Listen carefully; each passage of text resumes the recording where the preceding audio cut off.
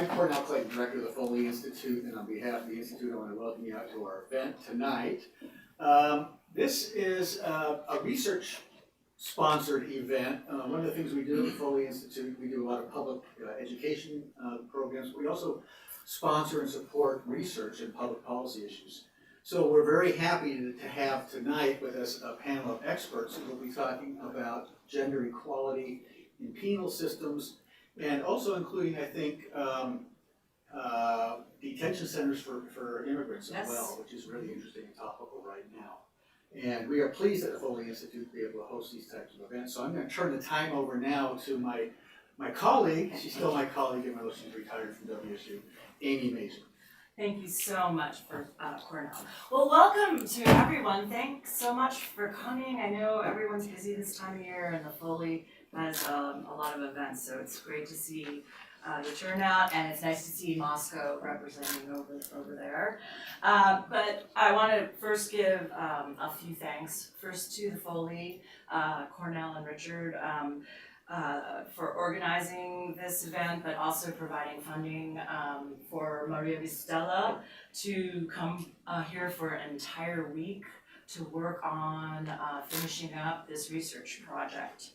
And I want to thank María for somehow fitting a week into her incredibly busy schedule. I think she flies back Saturday, gets back late Sunday, and has to teach for 12 hours or something. Yeah, and so big muchas gracias for you, and also to Faith Lutze for agreeing to comment on the fly. So that's very, very cool. And of course, Anna for being leader of the project. So, which I just want to get into very briefly. So I'm really thrilled to be here today in front of everyone with my colleagues to present to you this ongoing research project. It's on gender equality and penalty policy across the globe. That is culminating in a book forthcoming at Palgrave called Gender and Penalty Policies Across the Globe, a Feminist Approach. The project has been primarily led by Anna Ballesteros, and then María Bustelo and I have been her backup team. Anna Ballesteros is a Marie Curie postdoc. This semester she's here at WSU. Some of you know her already.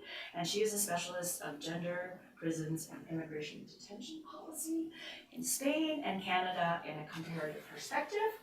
And María Bustelo, who is a newly minted full professor, which is very exciting and a really very challenging thing to have in Spain, from University of Complutense, Madrid, and she specializes in gender equality policy in Spain and a comparative perspective with a particular focus on policy evaluation. I've known María and worked with her, I think we decided since 2004, I think. And in 2019 at European Consortium for Political, European Conference for Politics and Gender, ECPG conference in Amsterdam, I first came across the research of María and Anna that they'll be presenting today on Spain on a gender equality policy panel. And then María and I decided to put together a special thematic issue that was published in the European Journal of Politics and Gender on that included penalty policy. I'm also co-convener of the Gender Equality Policy and Practice Network with Isabel Engali, and we have been working on mapping out and measuring gender equality policy implementation in Western countries. So then in 2020, after we went through our thematic panel, that wasn't enough. Anna called me up during COVID and she said, what do you think about doing something on this thing called penalty policy as a part of gender equality policy? So gender equality behind bars, right? Policy. And me being the way I am, I said, sure. That's what I said, never mind. Okay, that's what I said to my husband. Anyway, my ex-husband. Okay, from that moment on, we went on this journey that you're seeing the end of today. We have had several workshops. We had a wonderful one in 2022 in Madrid. And we are here thanks to Cornell and the Foley providing this opportunity to do a final round of editing and develop our major argument and finish the book. So this is what we're doing today. We're presenting to you this book. And we are going to be going through the book through these 7 points. So first thing, the first 3 points, Anna and Maria are going to do a little dueling here. They're going to talk about why the book. Then what's being studied and how. What is this? So far you're all like, what? Penalty policy, what is this? And then challenges to achieve gender transformation, which, a little spoiler alert, it's not easy in prisons because it's a prison. Then we're going to hear some real empirical data, some like the story of the Spanish case in both penalty policy and immigration detention centers. I'm going to fly through some of the cross-national results because we are looking at this in 10 different countries across the globe. And then we're going to each have a minute for what we think are our conclusions and takeaways just off the top of our heads. And then we have this incredible treat of Faith, Dr. Lutze, responding to this with any thoughts that come to her mind, not fishing or something, not the things that we usually talk, swimming. But it's 10 minutes, and then we'll open it up to Q&A. So, without any further ado, I'll pass it over to my wonderful Spanish colleagues. So, thank you very much for being here. Thank you very much again for the invitation, for Faith to joining us in this panel. And I will start by explaining a little bit why this book. Just as you see here, prisons and women and treatment, this is something that it's sometimes in the news, but not that frequently. And this is something that it seems to be not working so well according to some of the news and the research that we know. But why this book? So, prison and the criminal justice system have been studied for decades, as most of you will know from criminology, from sociology, from anthropology, and more recently as well, immigration detention, because it's a new added aspect within what we call penalty policies or penal systems. So we know a lot, or we have some knowledge about the impact of these systems on women and on gender equality, more broadly speaking. We have this knowledge on one side, and on the other side, from certain decades, feminist policy analysis has been studied gender equality policies in normally Western countries for decades as well, and generating a lot of knowledge in parallel to the development of gender equality policies. However, within this rich literature within feminist policy analysis, there is nothing about gender equality in prison. So we decided to develop this book in order to make these two literatures to dialogue and to take advantage of all of this knowledge created and developed from this feminist policy analysis to the field of the penal system, because there are some tools, theories, research elements that can be very useful in order to understand also how systems, penal system and penality policies work and are developed and are formulated, and it is important to take advantage of this knowledge also to critically approach to these systems from this policy analysis approach. So this is the why of this book. And what is this book about? So in terms of the subject of the book, in this book we will analyze, this is our first stage of what we call coercive policies, that are all of these policies that are forcing, like the criminal justice system or policing or other systems of coercion. But in this book, as a first step, we decided to focus on the penal system and the penalty policies, understood as, on the one hand, what we call punishment, like normally prisons and forms of punishing around it, but also, as you know, over the last decades, there has been a development also of immigration detention centers, and these centers have been also analyzed from what we call border criminologies of criminology of mobility as well. So, as these centers are considered not punitive ones, research has shown that they have a lot of punitive elements and a punitive character. So, a lot of implications as well in terms of gender inequality. This is why we decided also to include this part of the immigration detention centers and gender inequalities there within this analysis of this first book. And which countries where we are analyzing that. So we have two parts in the book, one focus on prisons, another focus in immigration detention. In prisons we have global south countries and global north countries.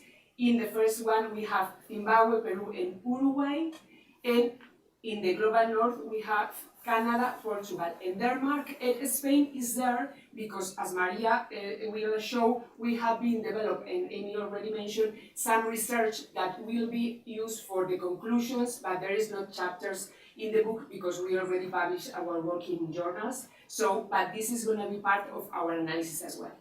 And on the other hand, we have immigration detention, in which in this part we will analyze the case of Poland, the UK, Canada and Spain. So this is like, we would like, it would be great to have more countries and more systems, but it is like a first step of what we would like to continue doing research in the next years to come. So this is just our first step. So now I'm going to pass the word to María, that she will explain how we are analyzing this system. Yes. So thank you so much, Annie, and hello, and thank you, the Foley Institute, and hello to everybody. Anna has talked about what are we studying. Now I'm going to talk a little bit at how are we studying this. And we would say that we look at these penalty policies, and especially those in which where governments are doing special efforts for promoting gender equality in this area. And in doing this, we show how the particularities of prison and immigration detention systems pose specific challenges for the development of gender equality policies. We see here the gender equality policy in practice approach that Amy, Mazur, and Isabel and Kelly has developed, and from there we can also try to see and to study what does a feminist penalty policy would look like, right? So that's important, and like this JIP framework says, we need to look first not only at the pre-adoption phases of these policies, but also looking at the post-adoption, including the implementation, what really happens, and the evaluation. How are these policies evaluated, and which criteria we use? As we know, how these feminist policies would like, as this framework inform us, we should aim at gender transformation, and this is only possible through collective empowerment and of course taking intersectionality into account, so inclusive policies, that is how gender interacts with many other inequality axes.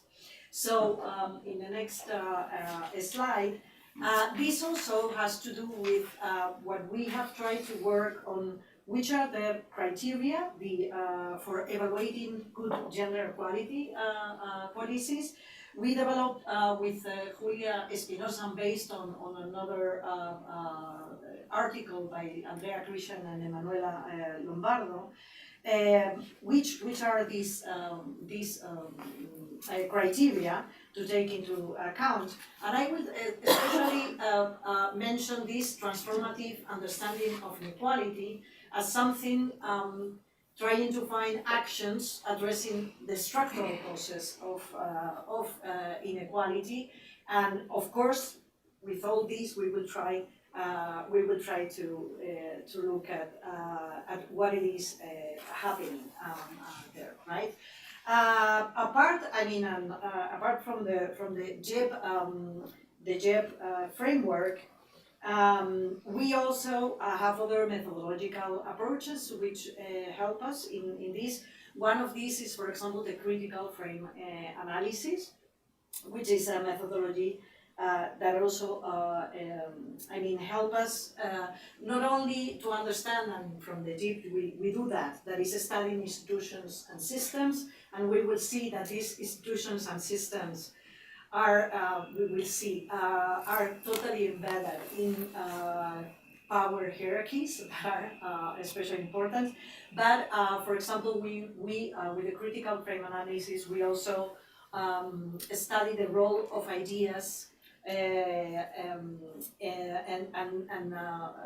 especially in the formulation and also the implementation, because sometimes we can find even good intentions, we will see, like for example in Canada, but then the implementation is like another story that we can see, right? So, and of course, also this idea of seeing and studying the impact of the presence or absence of certain actors. I think, yeah, I will pass the word to Anna again, yeah? So, considering also what Maria has said, when we approach or try to analyze this penal system or this like immigration detention systems, there are like some challenges that we will face even when we approach to these systems. First one, when we try to promote gender equality within a prison, we cannot forget that it's a prison. Like, it's a closed space where coercion is like part by nature of the system. We are talking about disciplinary systems, we are talking about restrictions of rights. And when we think about gender equality policies, in gender transformation, we are talking about specifically the opposite, because we want to expand rights, we want to make deconstruct gender inequalities, we want to promote emancipation, self-sufficient, autonomy, we want empowerment. So this can be like incoherent by nature, no? Because we are talking about two systems that are like fighting by nature. This is the first challenge when we have to analyze and we want to approach these systems. Secondly, when we think about prisons of immigration detentions, we are talking about a system that are based on strong institutional norms and the production of gender stereotypes and gender roles.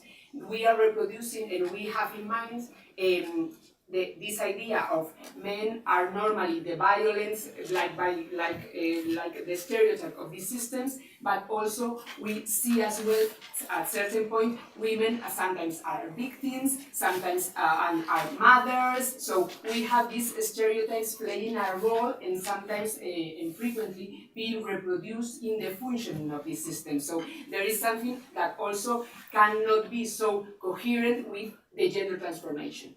We have a problem of transparency and information. because it is very difficult to get access to statistics in both systems, in prisons and especially in immigration detention systems that at least allow us to think how to manage this situation, because sometimes it's very difficult to have a clear information about even how many women or men are participating or are doing certain stuff. So it is important to consider that when we think about promoting gender transformation.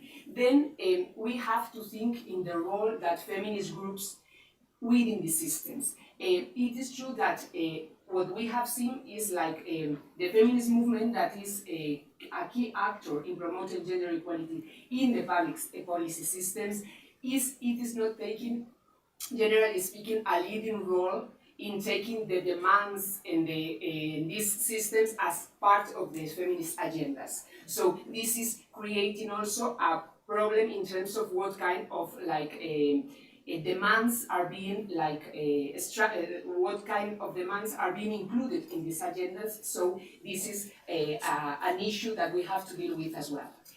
Also, like if we see different systems in different countries, the normal situation is that women are a small part of the systems. It depends on the country. Here I think it's 10% of the prison population. In Spain it's 7% of the prison population. And this is high. In other countries can be 5 or 4. So this is a small number. This is sometimes a justification for not taking a lot of care of that, because they are just few, so we don't have resources to like pay attention to these few women. So this is something that also is important within our analysis. Also, when we think about systems, these systems and the women that are like in immigration detention or in prisons, research has shown the high percentage of victims of gender-based violence that have histories behind, or the sexual abuse, even people when they migrate, but also people that end up in prison systems, they have these histories or trauma behind that are in these systems tend to like reproduce or re-victimize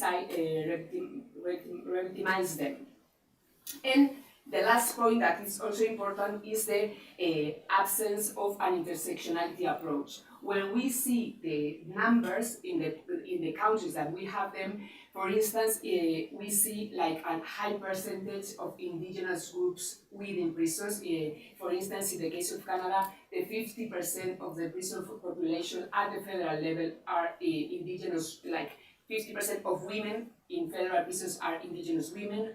In Spain, we have like almost 30% of foreign nationals, and this is not in the statistics because this data is not like counted, but the overrepresentation of Roma population, the estimations estimates like around 25%, which is a lot because they represent 1% of the total population of the country. So these questions are not taken into account as well in the functioning of the prison systems or the immigration detention systems, and they are like elements that are key in order to think about gender equality policies and the way which we implement or we think about that. And this is for this part. And now we are going to move to the Spanish case. Okay. Yeah, you can just, we wanted to present the 2 Spanish cases so you can actually, because right now it's probably really abstract. And now this is actually what happened in migration policy. You're first gonna do prison policy, and then we're gonna do migration. And I've asked them to spend 5 minutes on each memoir, so Okay. it's just to give you an illustration, so you can see what we're talking about a little bit more. Yeah, so thank you, Amy. So, this is not the case of Spanish prisons is not included in the book as we said before, because we have already published about this case. But it's a very interesting case to take into account. Of course, the prison system, I think, in Spain and elsewhere, is a challenging environment for the development of gender equality policies. We have already talked about that. What do we have? We have extremely strong hierarchical power relations. And this is because everything is based on punishment, right? And so there is this hierarchical relations because of this punitive character. There is a lot of discipline, as Anna was saying. And especially if we think about the Spanish case, we always say that it was, because it's a very closed system, and we will see that, is that it reminds a little bit what the prisons were during the dictatorship in Spain that ended during the late 70s. So it's really a really challenging environment. What are the consequences of this very closed environment? I mean, regarding the adoption, what we have is a very limited circulation of ideas, and of course the ideas are very limited by stereotypes and essentialistic ways of thinking about what a woman should be, right? Or what a woman. Of course, women, for example, this is what we call the domesticity framework, is that they are mainly mothers and caregivers, and that's the way in which they are defined. Of course, we also have this idea of victimhood around women.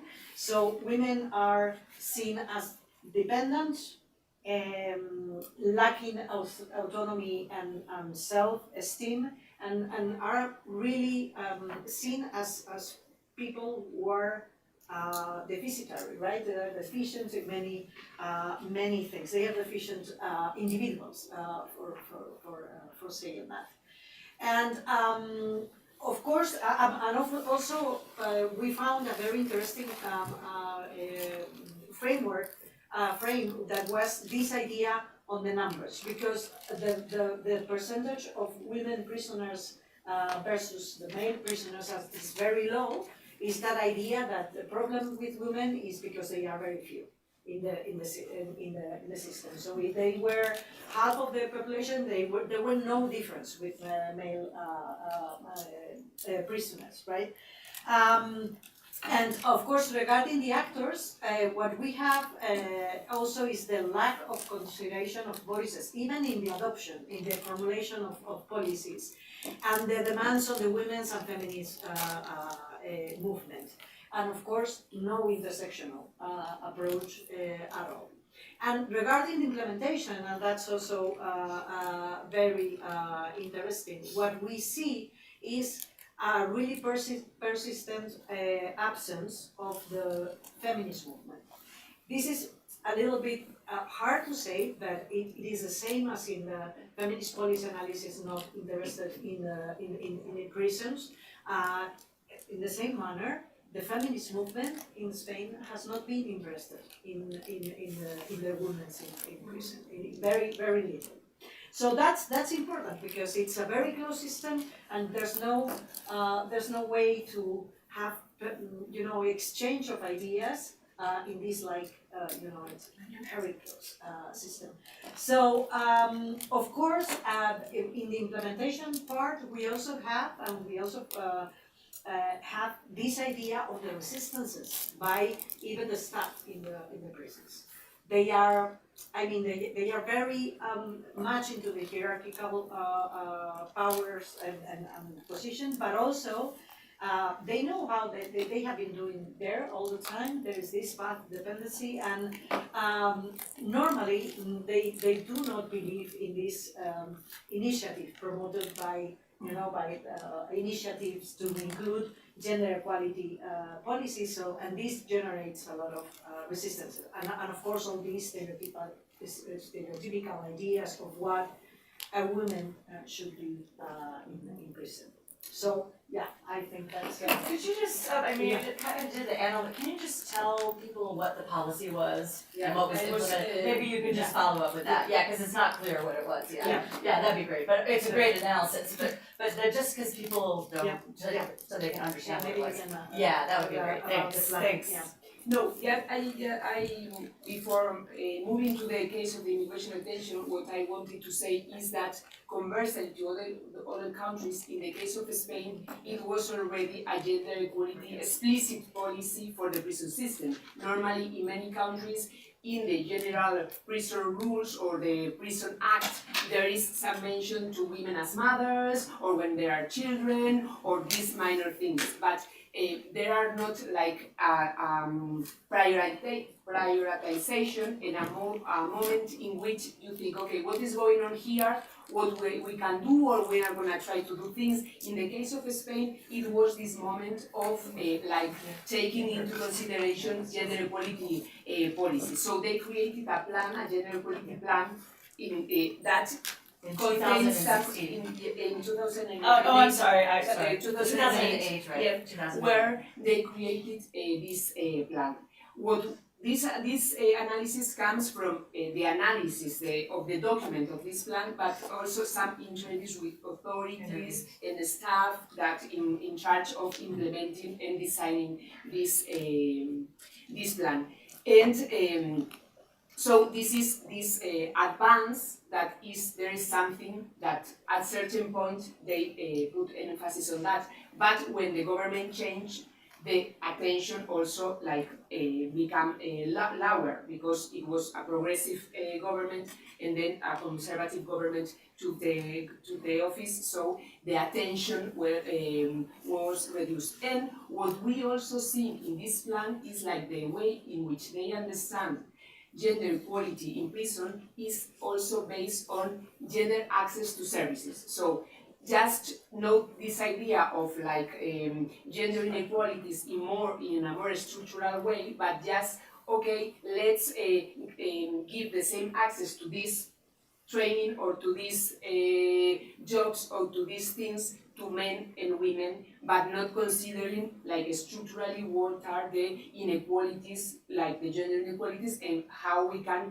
change or deconstruct and eliminate that. But just like, okay, there is a system created mainly by men, let's get the women the same access to this structure, but not questioning, not trying to look beyond that. This is one of the points that is interesting in the Spanish case, because there is something there, but the way in which this has been framed is a little bit like a low level of gender equality, let's call that. And then we move to immigration detention. In the case of immigration detention in Spain, there has not been any specific gender equality policies regarding immigration detention. There is just some guidelines where they include women as vulnerable populations, because they can be children, they can be pregnant women, etc. But there is not something like a policy in place that consider these gender equality issues. However, what we have seen in the last few years is the following. In the case of Spain, they are like the number of people arriving mainly by boat to the islands that are like the archipelagos that are part from the Spain, part of Spain, sorry, numbers of people are going up, arriving, and then the percentage of women is going up as well. So particularly in the case of these women arriving, they are changing the approach to these women. So in the past, people, when they arrived, they were normally detained in formal immigration detention centers. But since the last few years, numbers of people formally detained, and especially women, are declining a lot. Because at the level of the practice, not at the level of the policy, there is not any policy saying you don't detain women, the regulation is kind of the same, but at the level of the practice, they are eliminated or reducing the detention of women, because they have started to consider the prison population, the women that migrant women arriving, vulnerable population by default. So this conceptualization as women, as vulnerable people, are protecting them from detention. So they are not detained, they are not deported. They are sent to a different kind of centers, which can be considered positively because they are not going in detention. But if we do a critical approach to that, in terms of gender inequality, we see some nuances in this approach. Why? Because the use of this vulnerability approach is paired with a very stereotypical treatment and attention to women, because once again, they are just like defined and conceptualized as victims of passive population, of ignorant, they don't know, they cannot make decisions, so we are the ones taking decisions from them. And the role that they are promoting are the women as mothers, and when they are children involved, they are reinforcing this idea of they should be like learning how to cook at the European system, or they have to be taught how to behave with the children. So in a very ethnocentristic approach to this issue. So we have this like nuance in the way in which this protective approach and this idea of vulnerability is being implemented in the field. But on the other hand, and this is also interesting as well, we still have some, in the mainland, we still have some formal immigration detention centers where a small but still a percentage of women are detained and deported subsequently. Who are the women? Who are these women? These women are normally women that have been living in the country with no documents, no legal status for years or decades, and they are normally the ones who are like the bad women, the ones that work in prostitution, the one or in irregular jobs. So these are the ones that they are not protected, because we develop this dichotomy between the ones that are victims, that they are coming through a certain system, so we have to protect them, but the ones that have been here for a lot of time, but they are working in the sexual work, etc. They don't conform to this image of the would-be victim of the rule of the vulnerable population. So to conclude this part, like this, here we don't see anything at the level of the policy. The policy is the same. We have these like innovations, let's say, at the level of the practice, as things are evolving, but with these particularities. And this is important to approach to this system from a critical approach. So what does it mean that we are considering people as vulnerable? This has these implications at the level of how people are like defined, treated, and also like how we reproduce these systems of inequality. Perfect, great, that's wonderful. Can you zip back to, so I'm going to be doing, first go to the table first. Okay. Sorry, I'm just trying to be confusing. No, nothing. So now is the fun part. So we just heard, the fun part for me. Sorry, the fun part for me. And I wanted to, and this is an essential part of comparative analysis. I don't know how many people have done comparative analysis. You have to have in-depth case analyses of what's going on in the countries, and then we are going to be looking at what happened across all of the countries. And we want to remind you that we took a global perspective, so we're looking at, so you can see in this table, prison policy, migration detention policies, and then you can see global south countries. We divided global south, Peru, Uruguay, Zimbabwe, global north, Spain, Portugal, Denmark, Canada. Now, why is it that there's only global north countries in migration detention policies? Yes. Is global south more sending than receiving, even though in the south there's more migration? Yes, absolutely. it's about. So automatically you have a policy that's about people coming from the global south. So you have geopolitical power plays going on just from the very beginning. So anyway, and we're going to use the JEP approach, which is really, if we're going to be looking at, let's just go back. So really what we're looking at is it's a policy. It's telling a story of a government policy. And a government policy first goes through phases before it gets put on the government agenda, things get problem defined, and then it gets adopted into a formal law, a formal decision. And that's just the letter of the law. It doesn't mean it gets carried out. What JEP is all about, and also your work, is that what happens after something is adopted, and we care about whether, and as you might imagine, do you think gender equality policies like equal pay, reproductive rights, do you think that it gets carried out the way it's in the laws? Not very often. It's very challenging. So in any case, so we look at always the outputs, what are the instruments that are set up by the law, and then there's this famous implementation practice. What happens on the ground with all the actors, and then we look at outcomes. So that now we can hop ahead. So this table is a simple analysis of each case. So what we see at the top, gender, so here, for instance, Peru, and we have these wonderful experts on Spain here right in front of us, and it's really an amazing opportunity. But we have experts from every country doing this analysis. And it's, for the exception of one, it's qualitative analysis, which means they're going in and talking to people, they're talking to prison guards, they're talking to prisoners, and then they're talking to prison authorities, but they're also looking at the documents because, right, this is about policy on paper first. So you can see, so if you look at Peru, rehabilitation, it was a policy on rehabilitation that was put into play, was adopted to cover 16 through 2018, rehab in prisons. I mean, that's a major thing. Maybe not always here, but in Peru it was. Gender equality. So here is the adoption part. Was there any mention of gender equality? Were there any notion of gender formally in the paper of the law? No, there was not.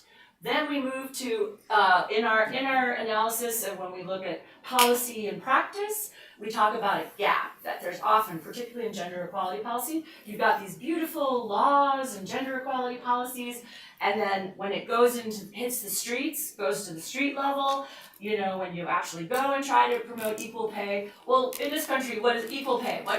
How do you think equal pay? Do you think there's a gap between what equal pay and then what the reality is? Yeah. So we have this policy practice gap, right? And so you either have a gap between what was in the original policy that's good for women, or you have bad.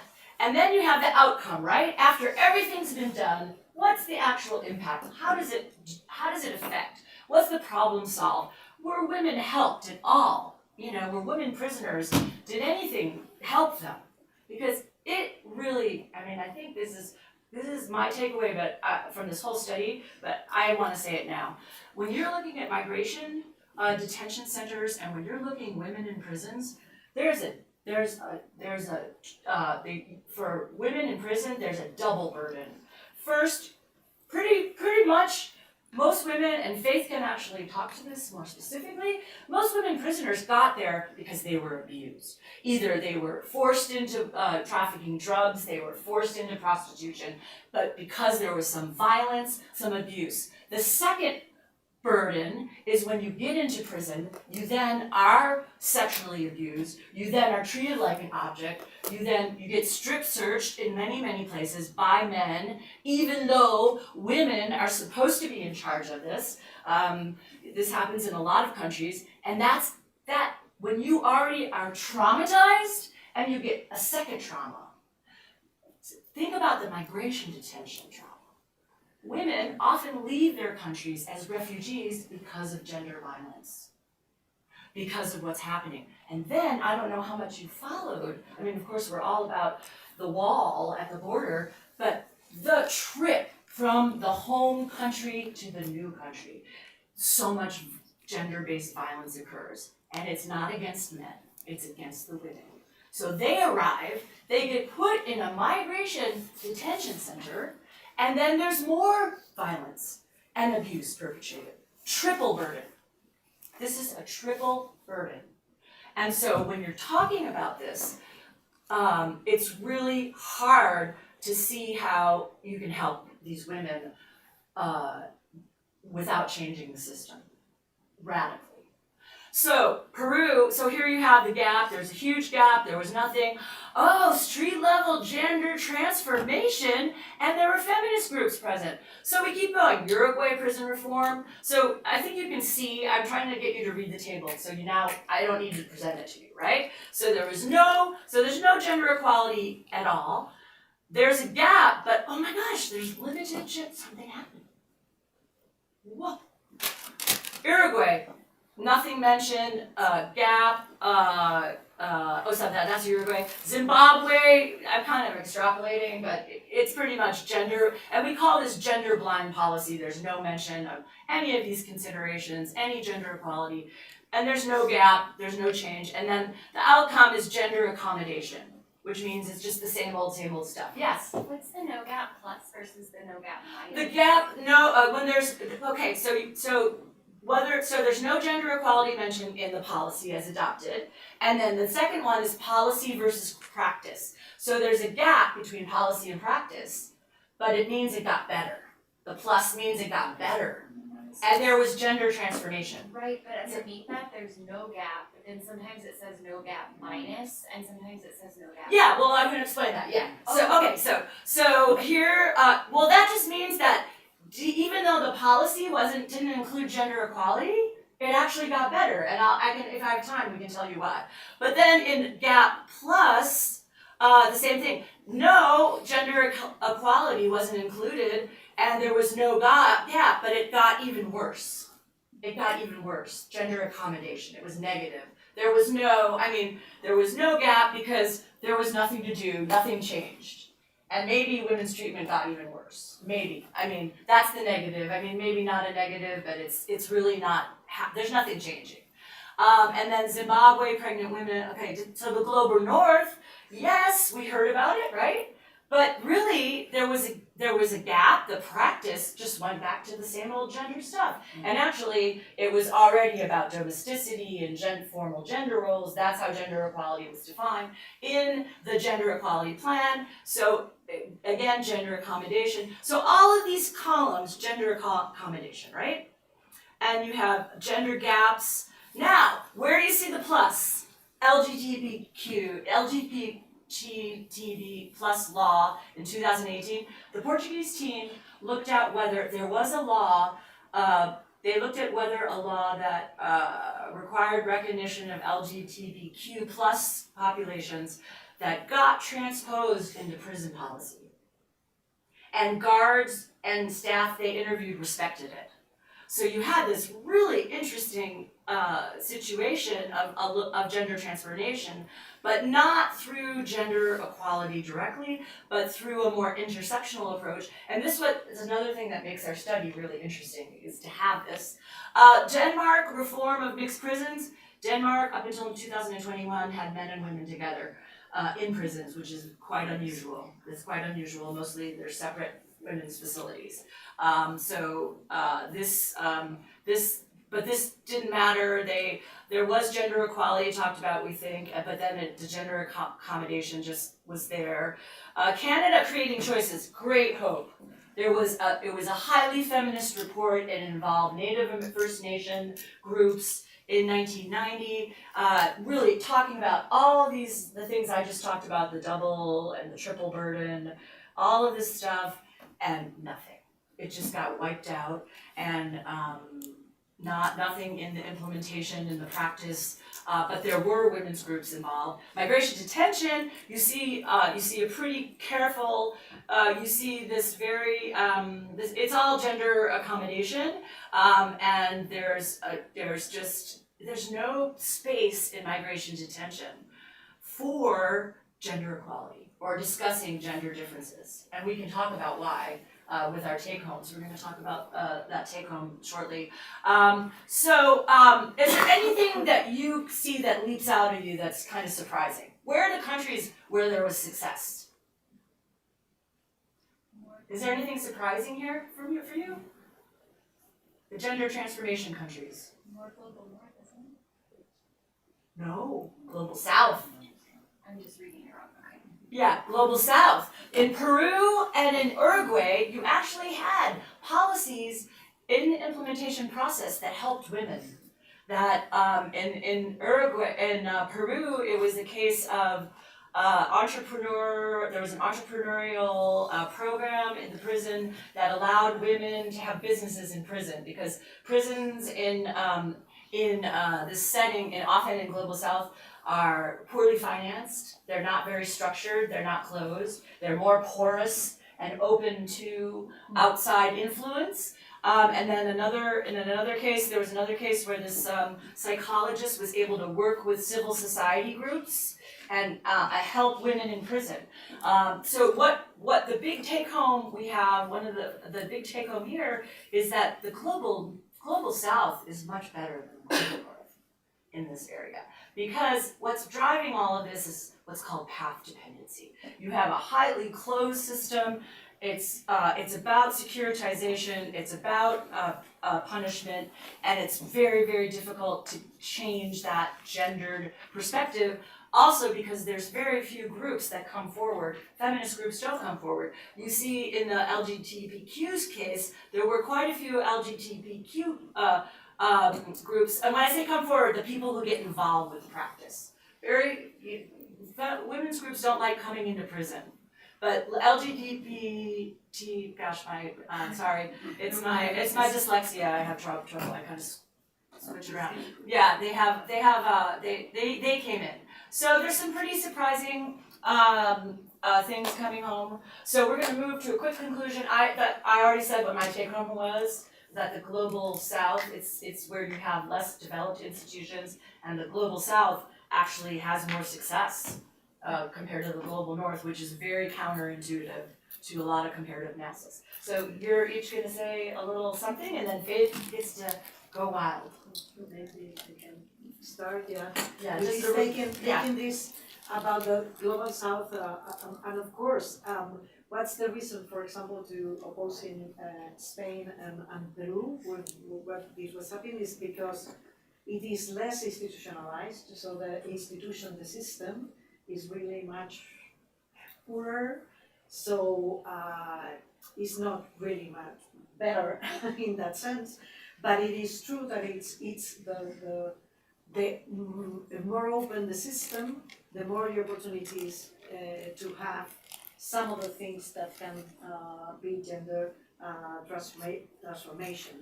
And of course, we have this idea of in Spain, this idea of the difference of considering gender equality in prison, even if there are very good intentions, it is really much about, as Anna was saying, about access to services and resources, and not really about addressing the structural cases of inequality. So, and it's very difficult to enter the system. So, yeah, that would be my takeaway. So, Anna.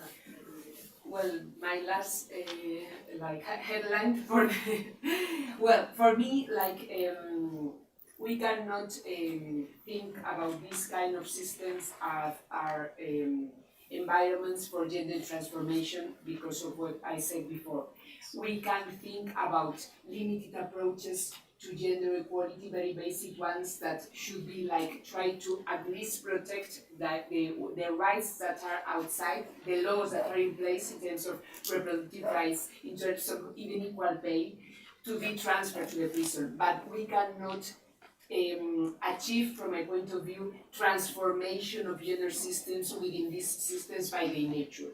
So for me, and also for other scholars, we need to find different environments for doing that. We have to start thinking about these criminal issues within a different approach.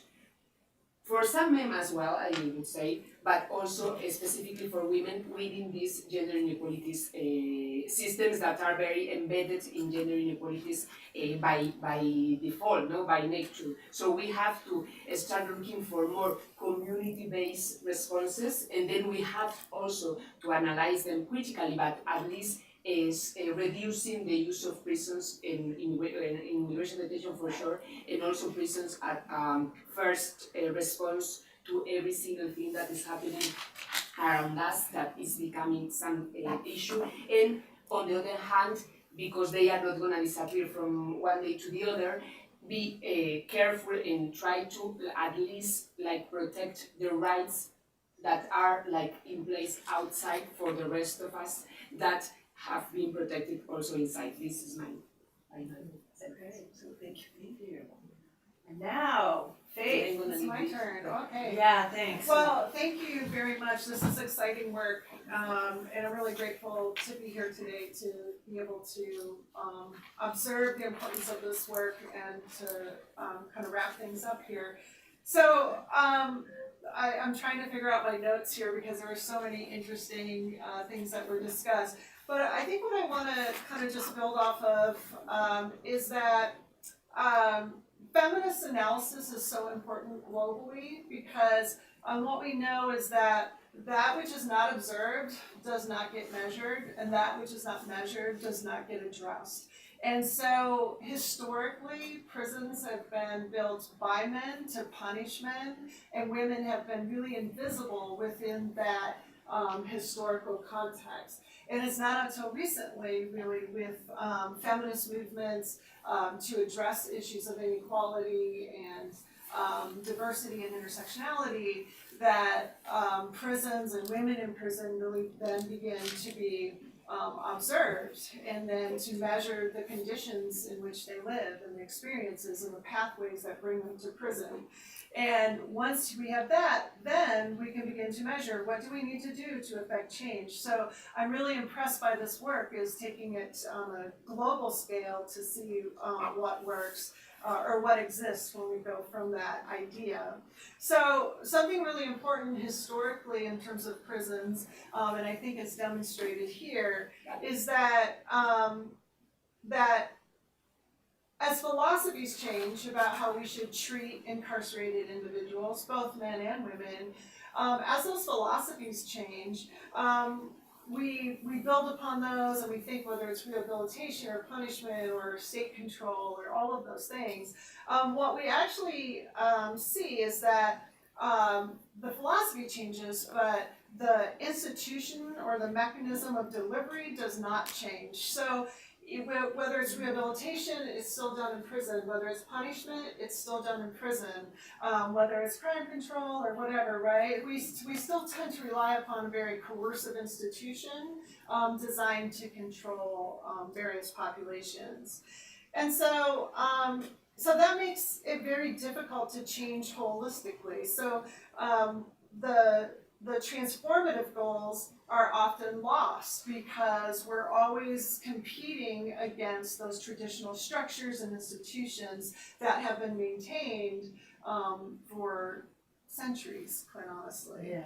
So that brings me to thinking about, I was reading Anna's work earlier today, and I think it's a great piece in which you talk about, you know, the implementation of gender neutral and gender accommodating practices, which basically means, right, so we're going to sort of take gender and we know what we need to do holistically for gender transformation, but it is so challenged and oftentimes sabotaged within these existing institutions that we're working in, that what happens is that we kind of do the easy stuff, right? Well, let's just make it gender neutral so we can extend the same programs that were basically designed by men to affect change in men. We'll just extrapolate them to women and allow access.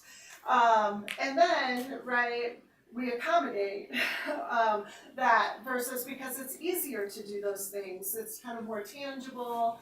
You can kind of check a box and say, oh, we did that, we did that. But as was argued here today, that does not result in holistic change. It doesn't transform the systems in which these programs are implemented. So as my students will recognize this, I'm always talking about conscience and convenience, where conscience, and this is David Rothman's argument in the progressive era, but he basically argued that we know what needs to be done to affect change in the lives of justice-involved individuals and incarcerated individuals. But when it comes right down to it, right, we tend to do what's convenient. And that basically minimizes and oftentimes results in poor outcomes because it's not a holistic approach. I think the Canadian model, I noticed you cited Hannah Moffat there, and she's really drilled down into that notion of what should be and what's actually done. She's a really powerful analysis. So what I want to talk about then is how do we go from gender neutral to general accommodation into that gender transformation? In the United States, there's been a lot of work done, especially in the state of Washington, which is pretty impressive, about gender responsive approaches to women in prison. And they really have attempted to take a gender responsive structural change. So not just, kind of around the fringes, but what can we actually do to change the lives of women who are in our prisons. And so there are various ways to do that, not just in Washington, but elsewhere, right? There's actually the ability to change institutional designs. How do we make prisons more receptive to the needs actually of all of the incarcerated, but especially women, because they're right, we talk about families and relationships, and the kinship networks and those kinds of things which women oftentimes emphasize. But we tend to do that in very stereotypical ways, right? On very narrow definitions of gender versus broader understanding and conceptualizations of gender. We're now finally doing trauma-informed care to understand that women come into institutions with a variety of traumas that oftentimes go unaddressed. And our institutions have not been structured in a way to really address those traumas, and oftentimes are unfortunately structured to replicate those traumas through the coercive control of the institution, replicating the coercive control that exists in abusive relationships. And so the women are, instead of being given a space to address those issues, are oftentimes subjected to it just from a state position versus from a relational position. So then, right, so how do we then transform our institutions? So then we want to think about how do we create autonomy for justice-involved individuals and especially women. That means we need to establish economic security. Oftentimes we stereotype women into how, parenting, relationships. That's very important, but that doesn't pay the bills. That doesn't help create housing stability and food stability. It also doesn't address reproductive freedoms and family planning, right? And so we really need to move past those sort of stereotypical approaches to women's needs and start thinking more holistically in terms of their autonomy, their agency, and their independence. And so what I really appreciated in terms of this panel and what was presented is really bringing attention to that in terms of how it exists on a global scale. We so often are so ingrained within our own system, right? We tend to be a little US-centric, I would say, and that can oftentimes, right, it can lend to the conversation and our understanding of what's happening. But then to see how similar challenges in the United States are also being successfully addressed in some countries, replicated in other countries. And so I just think this is great work that is bringing all of those, that theory and research into how does it affect policy, and how does that policy translate into practice, and how does the social and political context influence all of that, and how that varies across nations. So thank you all. Nice work. Thank you. Thank you so much.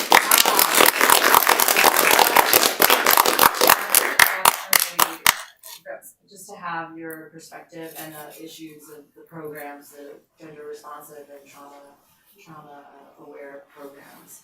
Okay, it's 5:35. Usually the Foley Institute just leaves an hour. I don't know if there are some burning, I know we went on for quite a long time, we covered a lot of areas. But I think if you don't mind staying just a bit, if we have a couple more questions, if anyone has any, you've been so patient. So, any questions? This late hour, yeah, Sydney? You all mentioned throughout that feminist groups tend to stay away from prisons. Did y'all figure out why that may be in some cases?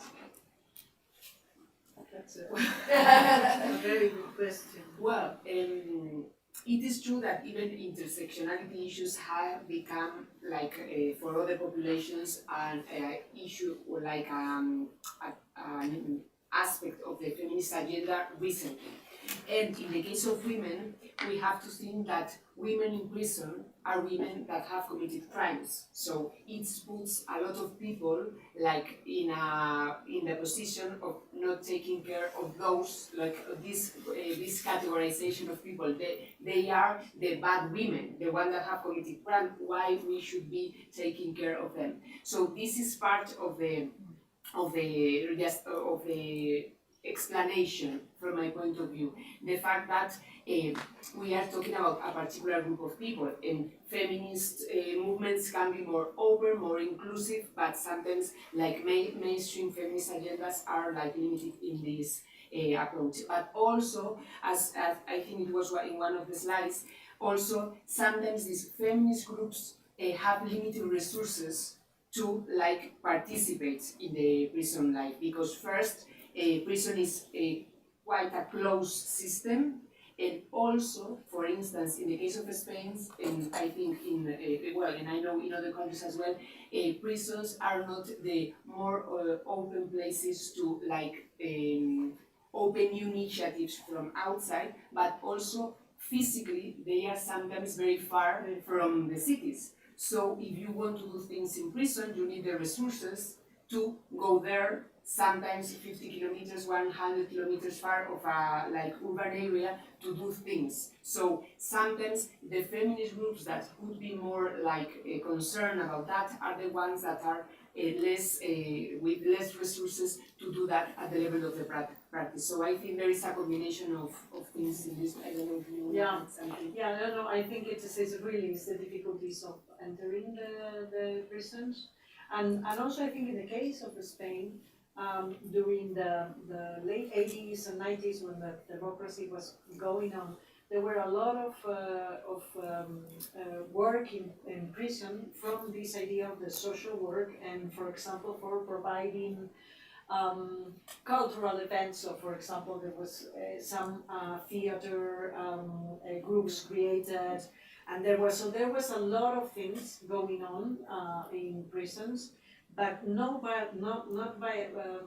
feminist movements, but more social movements that then maybe they have entered the prison to provide some services. So it was more kind of a different kind of approach. And of course the difficulties that Anna mentioned, I think it's really very important. I mean, they are normally very far away, very costly, so that's Even for doing research something. yeah.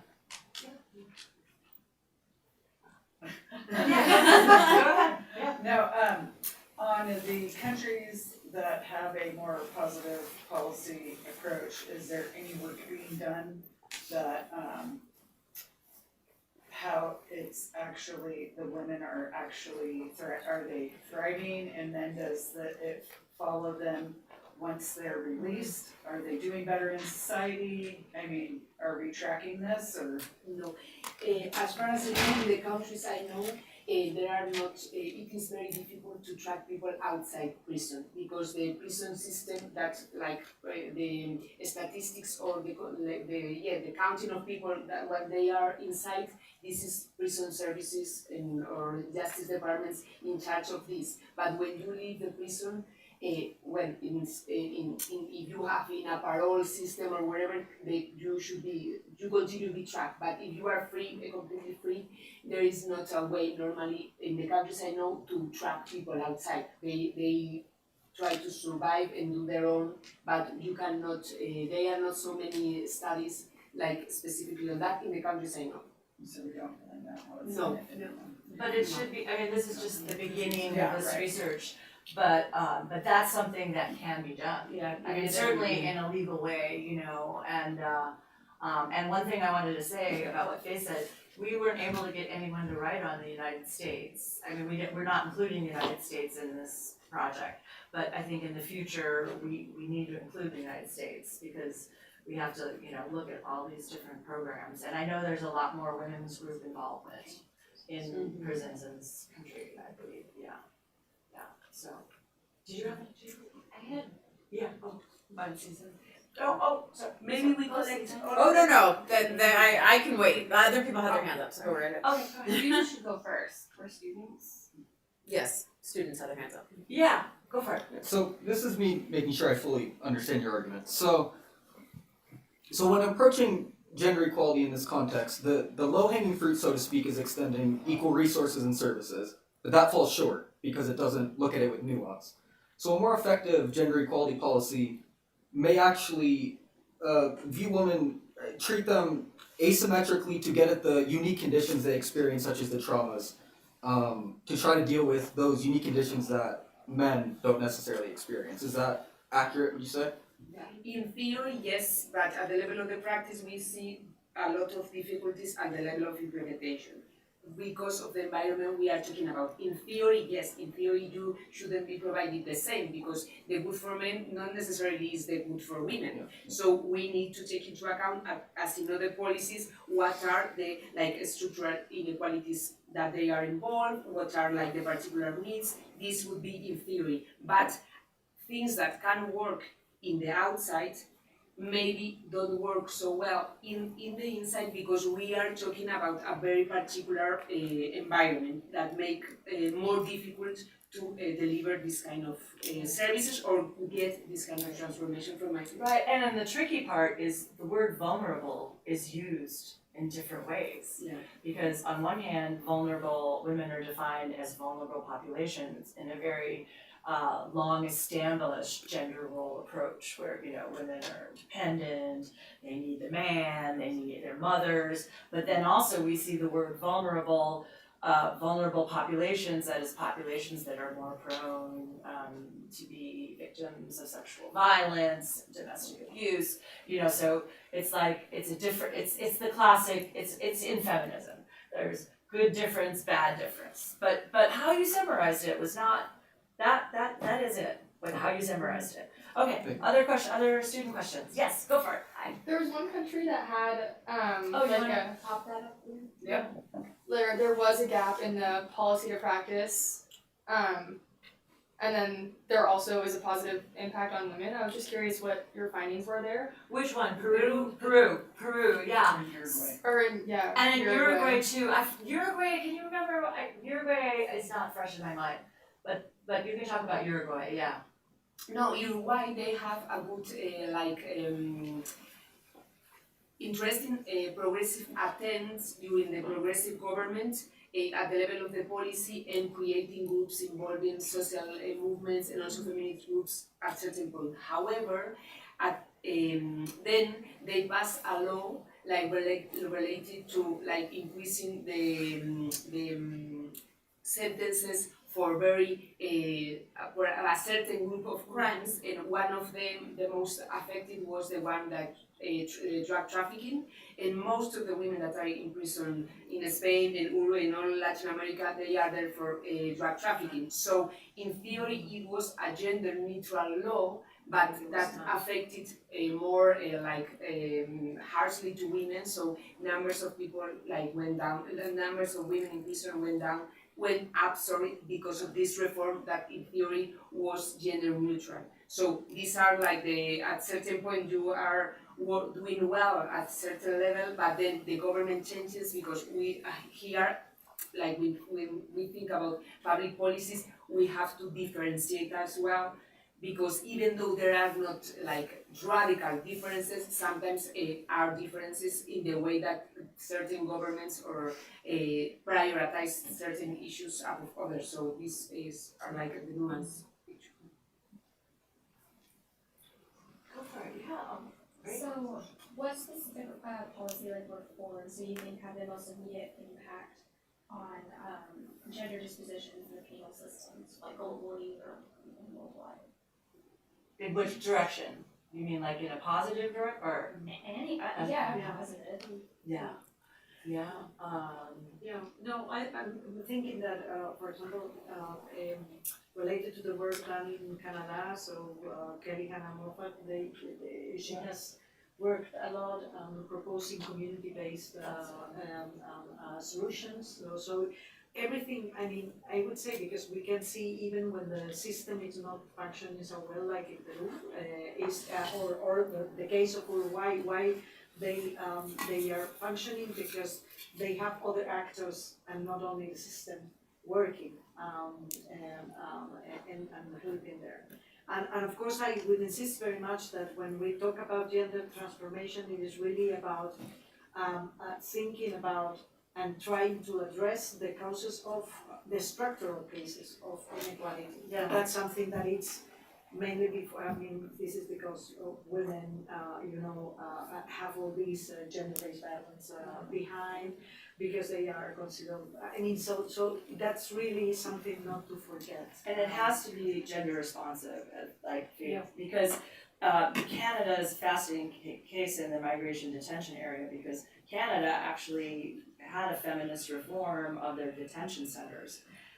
Part of it, and they moved it to alternative forms of detention, which basically you don't have detention centers, but you have to sign into an app. It's like you're on probation. And remember, when you're in detention centers because you're an immigrant, it's because your refugee status was denied or you came into the country illegally. So you're not in the detention centers, right? They got rid of the detention centers, but the article by Falak, it's just so moving because it looks at 5 different women who were in this program. Like, you think, oh, cool, they get to go to their jobs and then they're not holed down, they can be moms. Well, no, because they were still basically illegal immigrants, and they were put in temporary, like one person was put in a temporary work situation. Guess what happened? She was threatened by violence by her employer. Her child watched her be rearrested, even though it was electronic because she didn't correspond. So if you don't have that gender sensitivity, and the only way you can do that is people have to be trained, they have to be educated, there has to be some kind of society-based presence that's not a part of the prison system. In some ways, detention centers are easier to change because you have more feminist groups, civil society groups involved with refugee status, but on the other hand, detention centers, we know the politics of detention centers.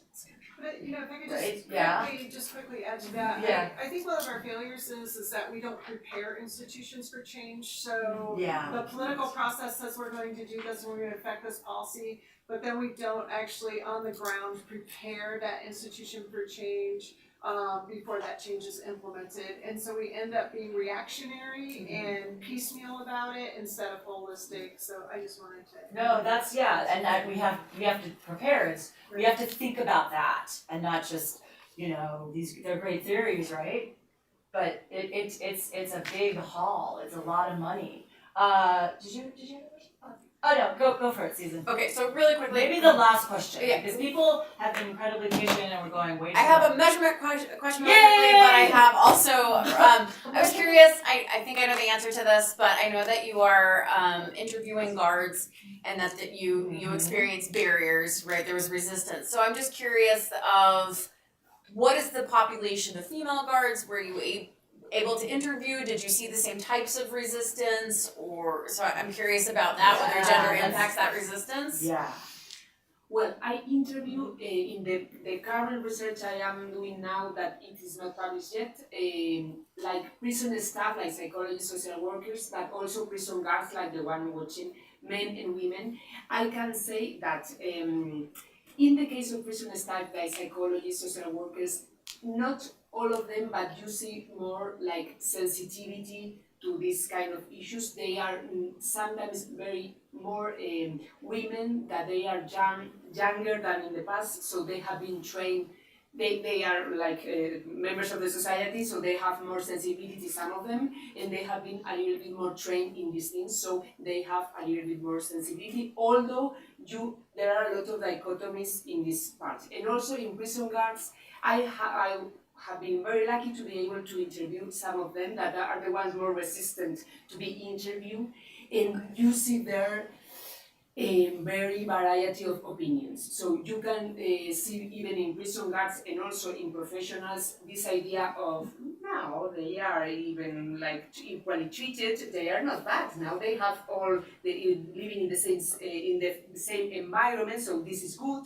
Or that the fact that women and men are living together is good by default, because in some countries, as Spain, they are promoting mixed units, and they think that the fact that women are there just getting access to the same services as men, this is positive in terms of like gender equality, not considering other factors. So there is a lot of variety, but there are some resistance positions saying that no, we don't have an issue, they are good, they are not. And also we have this position that is very interesting. We can see then in our chapter of Portugal as well, that this idea that women there are less guards that professionals also that want to like work with women because they are demanding, they are also talking to you and asking for things,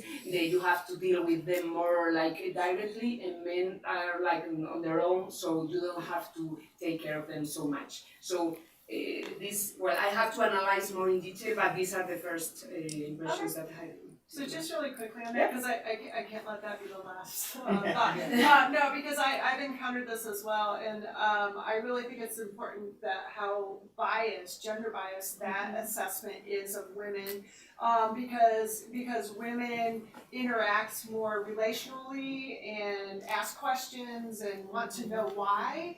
That's perceived as unacceptable, while in men's prisons, they're solving conflicts by beating the hell out of each other, exploiting each other and doing those types of things. But that's perceived as, oh, that's just men being men. And how dare women actually ask and for the treatment and the respect that should occur within in an institution. And that's perceived as women are harder to work with versus men's violence and the threat of violence. So I just want to point out the inherent gender bias in that assessment. It's really unacceptable. Yeah, it's unacceptable. But on your question, because I think you were also asking if there was any difference between female guards and male guards. And I always say that, I mean, gender biases are gender biases for everyone, including women. Yeah.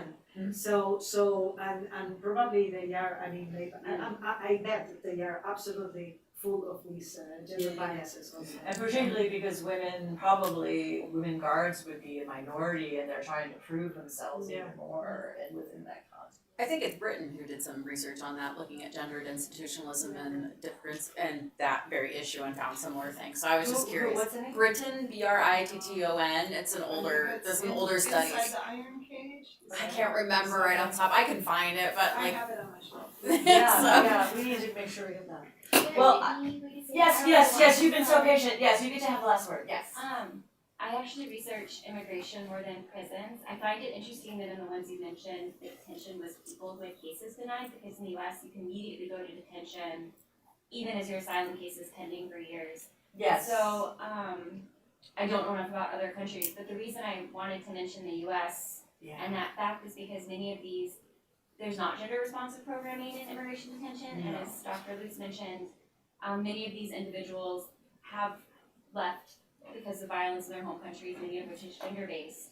But there's language barriers, so for programming, like, if they say let's increase access to OBGYNs or other things, because of the language barriers, without also acknowledging that many women may not have the same access to like education, that then means women aren't being aware of what doctors are doing to their bodies, which has resulted in things like hysterectomies, even if it was necessary, but women not having somebody fully Being explain. traumatized. And I was curious when you were looking at anywhere where there was a gender plus, what happens, like, are you seeing language barriers either at the prisoner detention level and certain pockets of women who are then kind of disparately accessing those positive policies because the language barrier is either preventing them from getting the educational programming, or there's healthcare or something, but there's no interpreter to help them have their voices heard.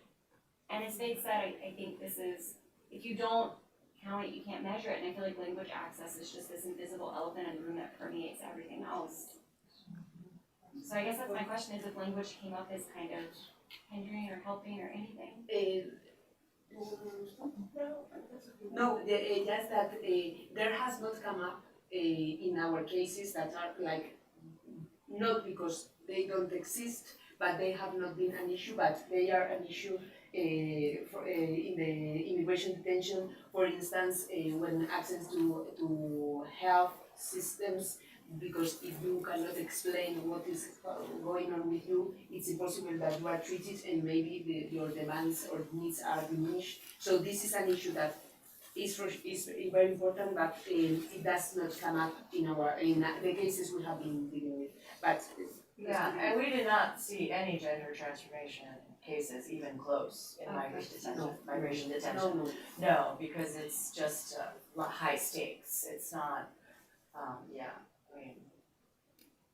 we didn't find that. None of the researchers found that. yeah, because also conceptually immigration detention centers are in theory for the people to be deported, so we don't care about these people. We, even though just is 50% like them out the most people who are deporting within systems across the globe, it is true that our purpose as countries is to deport them, so we don't care about. And even the most refugee-friendly country, Canada, when you dig down, they're not refugee-friendly when it comes to people coming. So people waiting for asylum, they get parked in detention centers. It's like there's just and the people, the structures that deal with them, they're trying to move towards deportation. It's not. There's not in these centers. It's not towards helping people. It's like criminal. That's pre-criminalizing almost. What we hear in our country. But in any case, thank you for your patience. Thanks again for this wonderful panel. And it's just great to have this opportunity to share this research project that we just came up with this stuff, these larger analyses, and Faith, just you nailed it so much. So thank you. You're part of our process. So thank you so much for coming.